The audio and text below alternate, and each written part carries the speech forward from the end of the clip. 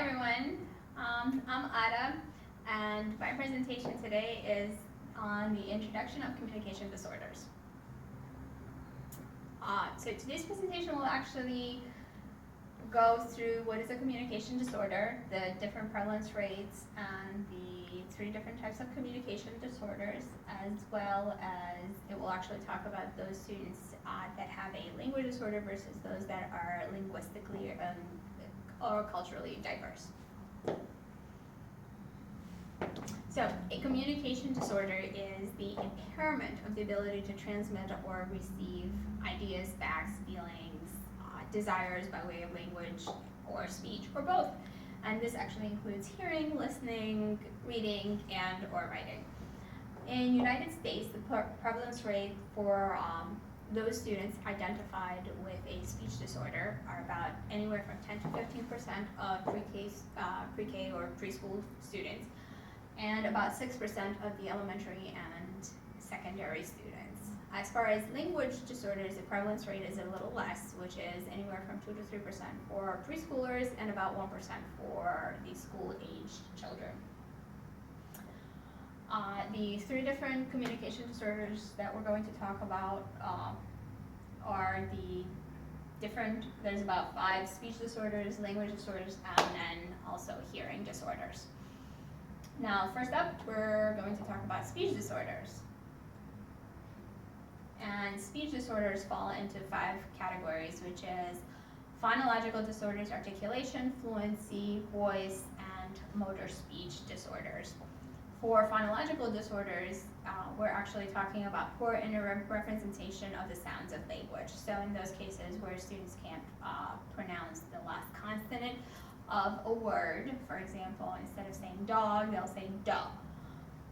That's actually one of the examples for phonological disorders. Articulation disorders, we're talking about, there are 4 basic errors in articulation: omissions, substitutions, distortions, and addition of extra sounds. So omissions being one of the examples, instead of saying seen, students will be able to only say see.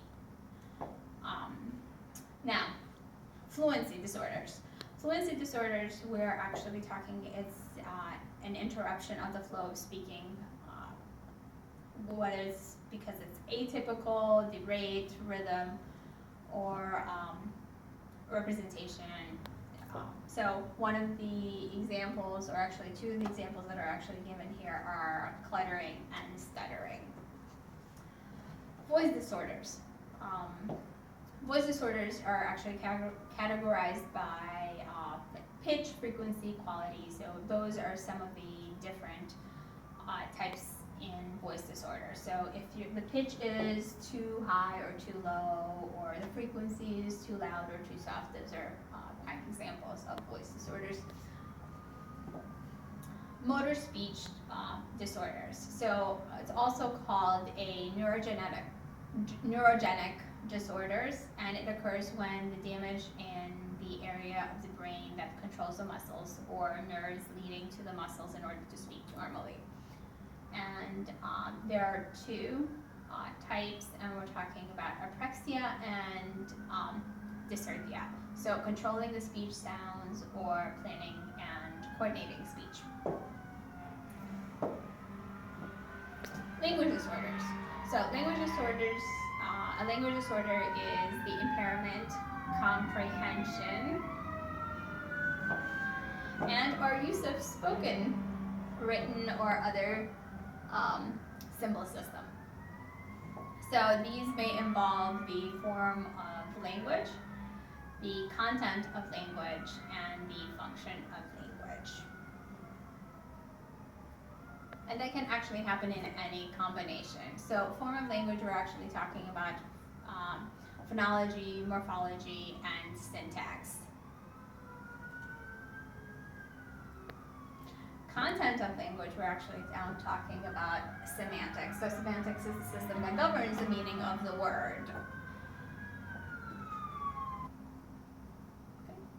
All right, so function of language, we're actually talking about pragmatics. So it's the inability to comprehend or use language in context. or conversation in various situations.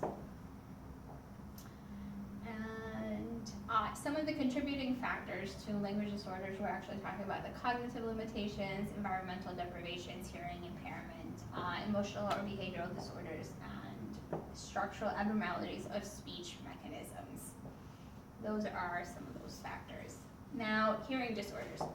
Hearing disorders, we're actually talking about two, and it's deaf and then hard of hearing. So those are the result of the impairment, auditory sensitivity of the physiological auditory system.